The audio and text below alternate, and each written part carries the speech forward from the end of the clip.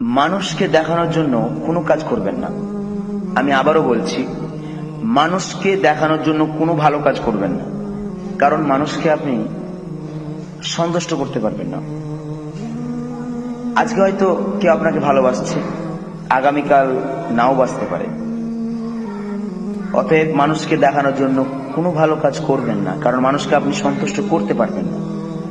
আপনার কলিজাটা কেটে যদি রান্না করে খেতে দেন, তবুও মানুষ বলবে লবণ কম হয়েছে, তবুও ভুল ধরবে। অতএব আপনি মানুষকে সন্তুষ্ট করতে পারবেন না। তাই সমস্ত ভালো কাজ করবেন শুধুমাত্র আল্লাহর সন্তুষ্টির জন্য, আল্লাহর ভালোবাসা পাওয়ার জন্য। কারণ একবার যদি আল্লাহ আপনাকে ভালোবেসে ফেলে, তাহলে সারা জীবন আপনাকে আল্লাহ ভালোবাসবেন। দুনিয়া এবং আখিরাতে আল্লাহ আপনাকে ভালোবাসবে, সম্মানিত করবেন। তাই মানুষকে নয়, আল্লাহকে সন্তুষ্টি করার জন্য কাজ করুন, আল্লাহর সন্তুষ্টির জন্য ভালো কাজ করুন। আসসালামু আলাইকুম।